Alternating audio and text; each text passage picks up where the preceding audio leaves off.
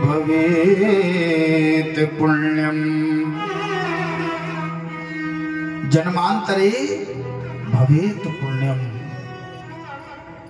जन्मांतरे भवेत् पुण्यम तदा भागवतम लभेत। एक जन्म नहीं, जन्मांतरे बोले अनेक जन्मों के जब पुण्य एकत्र हो जाते हैं और एक साथ जब उदय होते हैं तब जाकर भागवत जी की कथा सुनने का सौभाग्य प्राप्त होता है। धन्यवाद करना चाहिए उस माधव का कि उस माधव ने हमें इस लायक समझा कि हम उसके नाम से निरंतर जुड़े हैं। इतना बड़ा गांव है, हमने अभी देखा कि इस पूरे गांव में केवल यही 50-60 माताएं थी। इतना बड़ा गांव है, वो कोई बात नहीं, लेकिन ये परम सौभाग्यशाली अपने आप को मानिए आप लोग, है ना। हमारे शास्त्रों में यहां तक लिखा है कि यदि आपके घर में सब कुछ संपन्न है, कृपा क्या है हमारे माधव की। अगर आपके घर में सब कुछ संपन्न है, संपन्नता है, आप समर्थ हैं, तो ये कृपा नहीं है, ये आपके प्रारब्ध हैं, पूर्व जन्मों के फल हैं, जिसके कारण आपके घर में संपन्नता है, आपको सब कुछ सही समय पर सुख सुविधाएं मिल रही हैं। ये केवल प्रारब्धवश है। आपके पुत्र, आपकी पुत्रियां, आपकी पुत्र वधू, आपके बेटा बेटी आपकी सेवा कर रहे हैं, ये भी प्रारब्ध का फल है, ये कृपा नहीं है। ये कृपा कब है? बोले भले ही हमारे पास खाने को ना हो, भले ही घर वाले हमसे सीधे मुंह बात ना करते हो, लेकिन हम इसकी शरण से अगर जुड़े हैं, इसके नाम से अगर जुड़े हैं, तो ये कृपा है। सारे संसार ने हमें भले ही छोड़ दिया हो, लेकिन इसने ना छोड़ा हो, इसने मुझे अपनी शरण में ले रखा हो। ये दिन रात मेरे हृदय में बैठकर मेरे कानों में, मेरे मुख से अपना नाम निकलवाता रहे, ये कृपा है। बड़े ही कृपा पात्र हैं आप सब। श्रीमद् भागवत महापुराण की कथा श्रवण करने का इस कलिकाल में आपको सौभाग्य मिला। श्रीमद् भागवत की कथा है क्या? कथा सुनने हम बैठ तो गए कि हमारा कथा हो रही है, चलो कथा सुनने जाएंगे। काहे की कथा सुनोगे? कौन सी कथा सुनोगे? बोले हमने कहीं बैनर लगा देखा था, उस पर लिखा था श्रीमद् भागवत महापुराण, तो आपने बैनर पर पढ़ लिया श्रीमद् भागवत महापुराण। है क्या भागवत? 9 दिन की कथा रखी गई है ना, 9 दिन की कथा में आपसे रोज कहा जाएगा कि 12 बजे से 4 बजे तक कथा हो रही है, समय से आइए। क्यों आए भाई? 12 बजे से 4 बजे तक हम अपना समय 4 घंटे यहाँ दें, मेरी सुने आप लोग, वो भी ऐसे कलयुग में, ऐसे समय में जब बेटा बाप की नहीं सुन रहा, ऐसे समय में आप लोग मेरी क्यों सुनेंगे? कोई तो फायदा होना चाहिए ना। व्यक्ति, मनुष्य आज के समय में इतना व्यस्त है कि उसके पास समय नहीं है, और बिना फायदे के तो महाराज घर से बाहर कदम भी नहीं रखता। तो कोई तो फायदा होना चाहिए। बहुत बड़ा फायदा है महाराज श्रीमद् भागवत महापुराण की कथा श्रवण करने का। जितना बड़ा फायदा है ना, संसार में कहीं नहीं मिलेगा। इस ग्रंथ का नाम है श्रीमद् भागवत। वैसे नाम तो केवल भागवत है, इसके आगे एक प्रत्यय जुड़ा है। किसी शब्द में आगे कोई शब्द जोड़ दिया जाए तो उसे प्रत्यय कहते हैं। प्रत्यय जुड़ा है श्रीमद। श्री क्या है? श्री कितने लोग जानते हैं क्या है श्री? लक्ष्मी। लक्ष्मी को श्री कहते हैं, धन को, पैसे को श्री कहते हैं। बोले महाराज अच्छा, श्री और तुरंत जुड़ा है मद। श्री है लक्ष्मी और मद क्या होता है? मद, मद माने क्या होता है? मद माने होता है अहंकार, घमंड। उनको बड़ा मद आ गया। मद माने होता है अहंकार, एटीट्यूड, घमंड, ईगो। श्री मद ही क्यों जोड़ा गया इसके नाम के आगे? बोले महाराज श्री माने होता है लक्ष्मी। जब लक्ष्मी आएगी हमारे पास, धन बढ़ेगा तो मद तो अपने आप बढ़ जाएगा, अहंकार तो अपने आप आ जाएगा। अरे हमारे पास बहुत पैसा है, तुरंत अहंकार आएगा। लक्ष्मी जब भी आएगी तो अहंकार लेकर ही आएगी।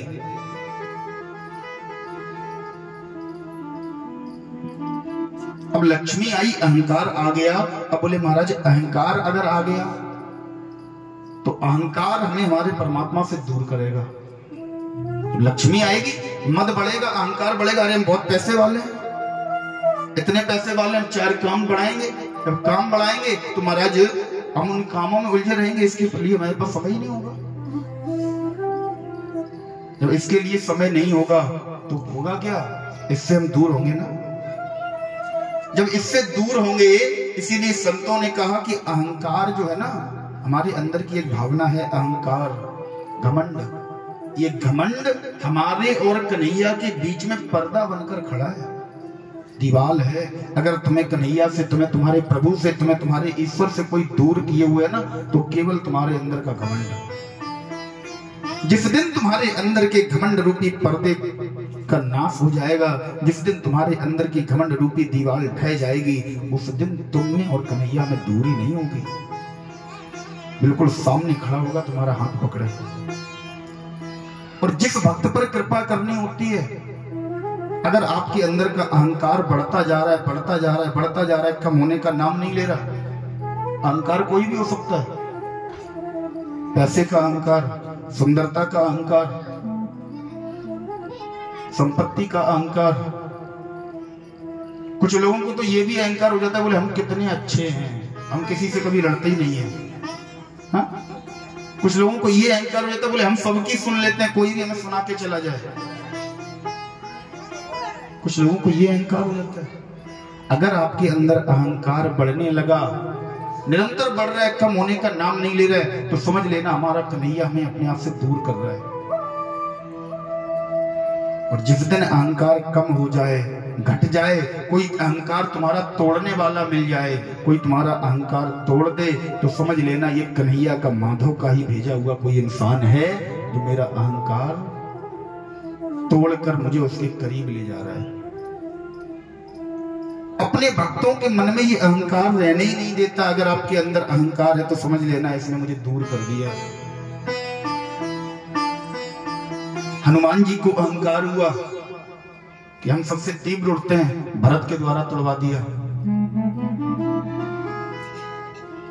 जानकी मैया को अहंकार हुआ कि हम अन्नपूर्णा हैं, हम सबका पेट भर देंगे, सबको हम भोजन खिला सकते हैं, अगस्त महात्मा के द्वारा तोड़वा दिया। जब जब जिसे जिसे अहंकार हुआ, अगर वो भक्त है तो महाराज अहंकार ये तुड़वा कर ही मानेगा। और अगर अपने आप से दूर करना है तो फिर आपका अहंकार बढ़ाएगा। अहंकार आपको अपना तोड़ना है तो क्या करना है? अगर अहंकार रूपी पर्दे को फाड़ना है तो क्या करना है?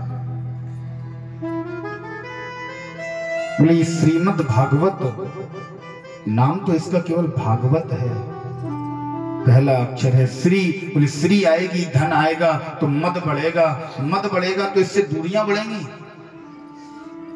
मद बढ़ने के बाद भी इससे दूरियां बढ़ रही हैं, तो हमें इसके करीब जाना है। क्या करना चाहिए?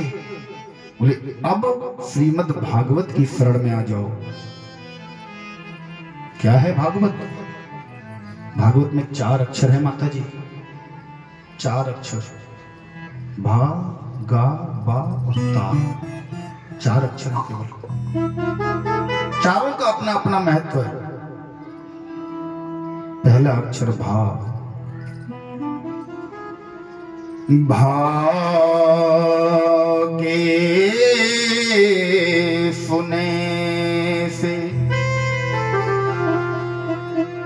भाग्य खुल जात है, गा के सुने से गुमान न सुजात है। केवल दो अक्षर, पहला भा। बोले महाराज हमारे पास धन बढ़ा, हमारे पास संपत्ति बढ़ी, तो हमारे अंदर अहंकार आ गया। कुछ मत करो, भागवत की शरण में आ जाओ।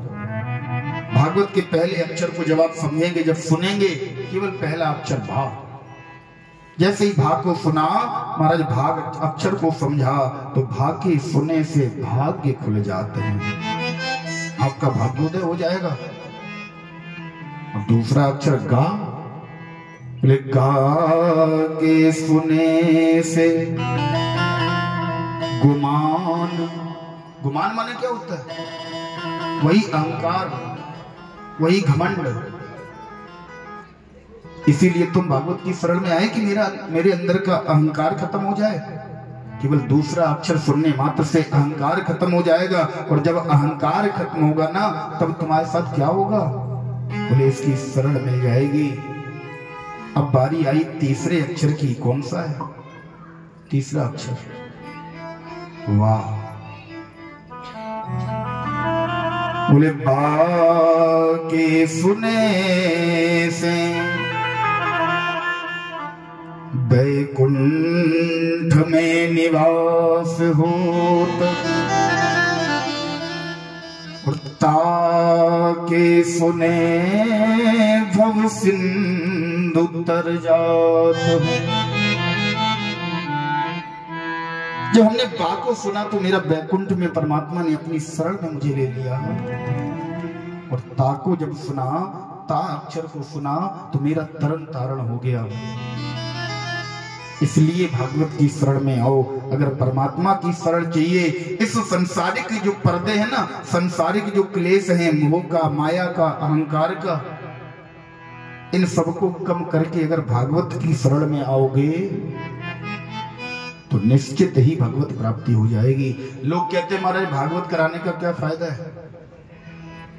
बोले घर में पितृदोष है तो भागवत कराओ, पितरों की शांति के लिए भागवत कराओ, लक्ष्मी प्राप्ति के लिए भागवत कराओ। मैं कहता हूं भागवत का केवल एक फायदा है, अगर आपको भगवत बनना है। भगवत कौन है? बोले जो भगवान की साधना करने वाला हो, भगवत प्राप्ति की जो इच्छा रखता हो।